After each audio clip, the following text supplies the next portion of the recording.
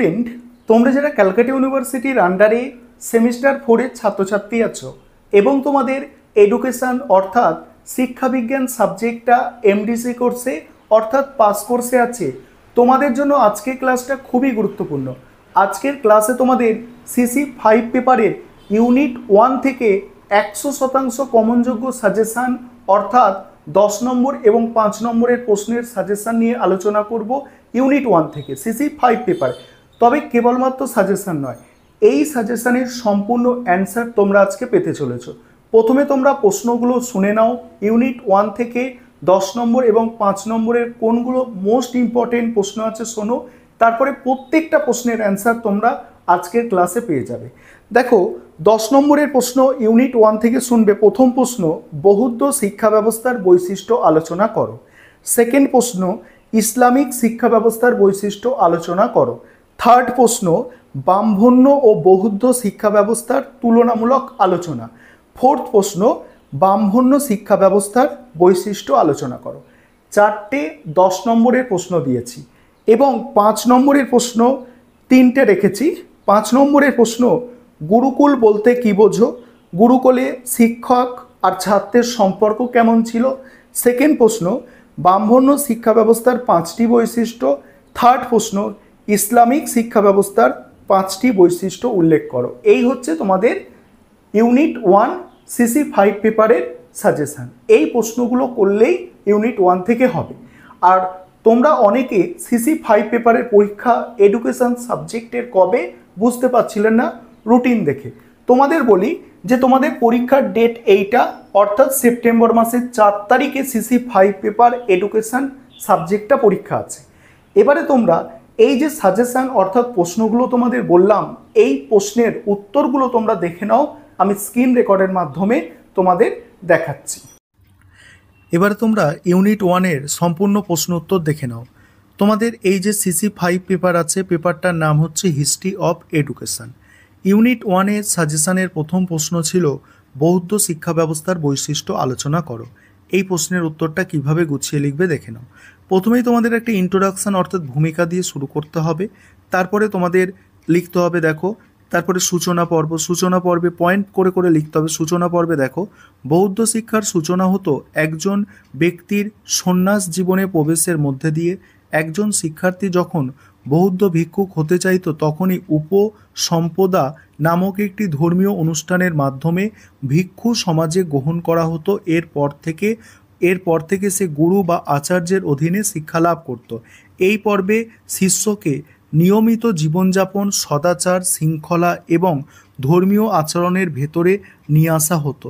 এটি ছিল শিক্ষার প্রথম ধাপ, যা মূলত নৈতিক উন্নয়ন এবং মনোসংযমের ভিত্তি স্থাপন করত।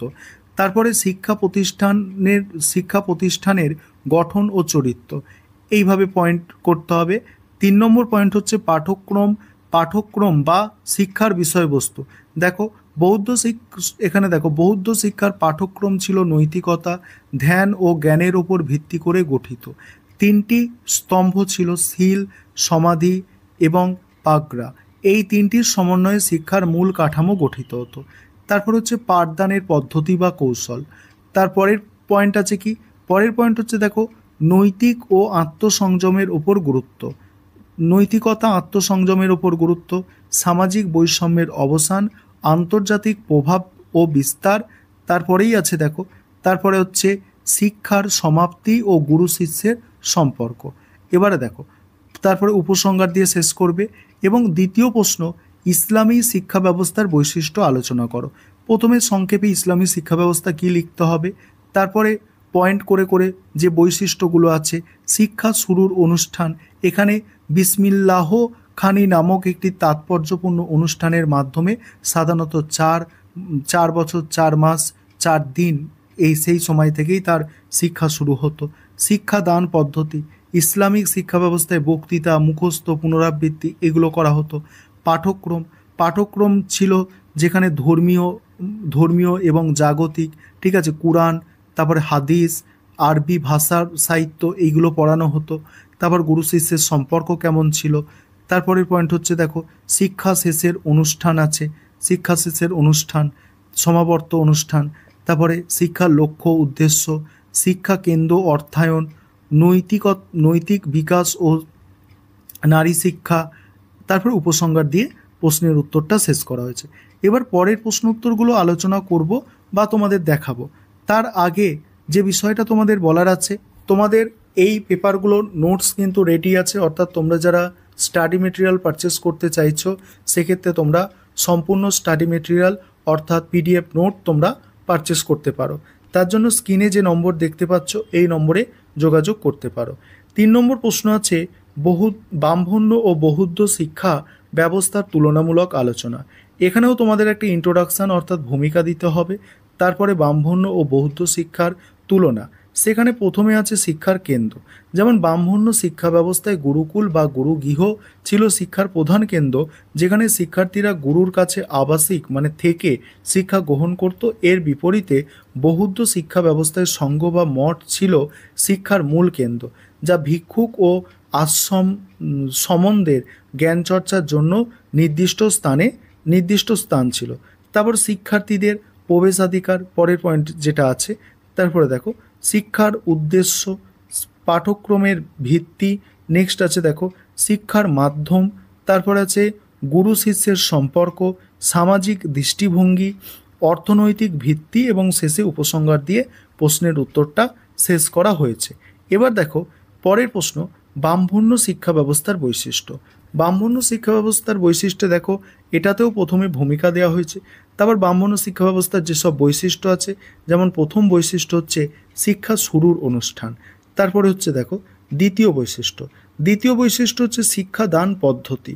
শিক্ষাদান পদ্ধতিটা দেখো, এবং তারপরে 3 নম্বর বৈশিষ্ট্য যদি দেখো সেখানে আছে পাঠ্যক্রম অর্থাৎ কি পড়ানো হতো। তারপরে 3 নম্বর বৈশিষ্ট্য গেল। এবারে 4 নম্বর বৈশিষ্ট্য হচ্ছে গুরু শিষ্যের সম্পর্ক। এবং তারপরে দেখো 5 নম্বর বৈশিষ্ট্য শিক্ষা শেষের অনুষ্ঠান। 6 নম্বর বৈশিষ্ট্য অন্যান্য গুরুত্বপূর্ণ বৈশিষ্ট্য। তারপরে দেখো উপসংহার দিয়ে এটা শেষ করা হচ্ছে। এবার 5 নম্বরের প্রশ্ন উত্তরগুলো দেখো ইউনিট 1 থেকে 5 নম্বরের প্রশ্ন উত্তরে প্রথম প্রশ্ন আছে গুরুকুল বলতে কী বোঝো, গুরুকুলে শিক্ষক ও ছাত্রের সম্পর্ক কেমন ছিল। দেখো এই প্রশ্নের উত্তরটা দেখে নাও, আমি স্ক্রল করে যাচ্ছি।